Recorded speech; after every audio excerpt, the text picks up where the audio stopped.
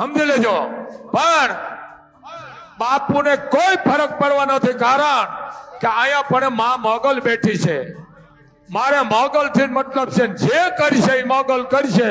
પણ એટલું ધ્યાન રાખજો, તમારો દીકરીએ દીવો આ વડવાળી નહીં રહેવા દે.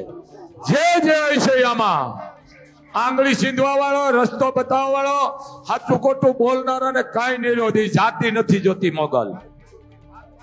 અરે તમારે દીકરીઓ છે અહીંયા, બાપુ પાસે 18 વર્ષની દીકરીઓ આવે છે, સેવા કરે છે. એમાં એક હરખી હોય? કારણ અમે સંત છે, અમારી સ્વભાવ શું છે? ક્ષમા કરવાનો.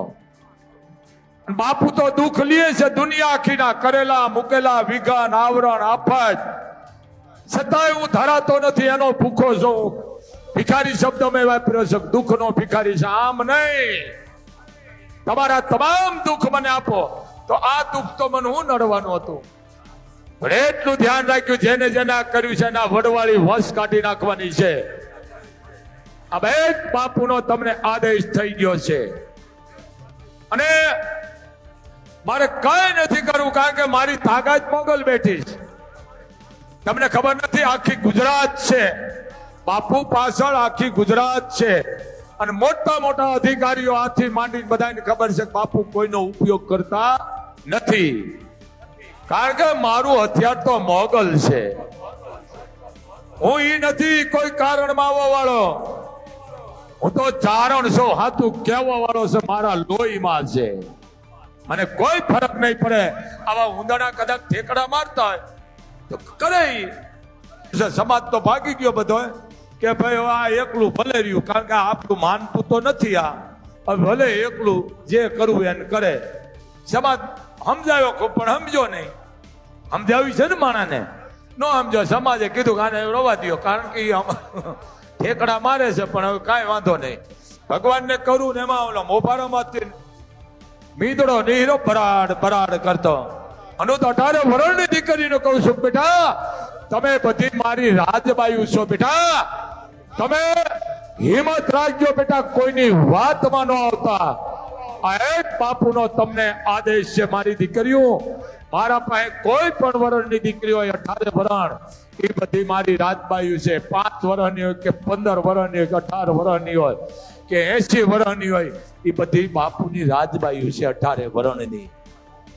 આ અમારા દ્રષ્ટિમાં આવે છે, સમજો. આ તમારે રૂપિયા કમાવા હોય તો મહેનત કરી લ્યો ને. વાહે સમજી લેજો, તમારો ફરજા છે, એની માથે અસર પડી છે.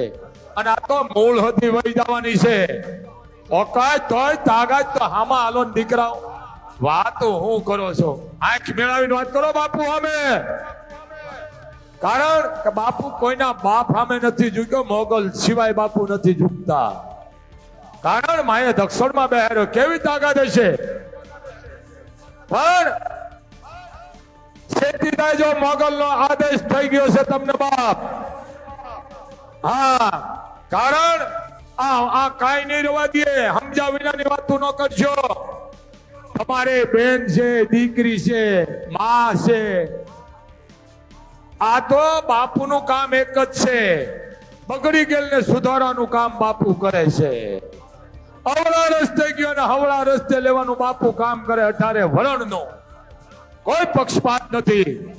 પણ એટલું ધ્યાન રાખજો, આ ચારિત્ર્યમાં જેટલા છે એટલા તમારો મોગલ દીકરીએ દીવો નહીં રહેવા દે. હું લાઈવ દ્વારા બોલી રહ્યો છું, સમજી લેજો. ગોરખોદિયાઓ ઉંદડાઓ, તમારી ઓકાત શું બાપુને તમે કહે? બાપુ પાસે તમારે અહીંયા જાહેરમાં આવવું પડી છે. એક બાપુનો આદેશ છે, કોઈની માની ઓકાત નથી. અને ગોરખોદિયાઓ તમારી તાકાત છે ઉંદડાઓ, તમે બાપુને ઝુકાવી શકો?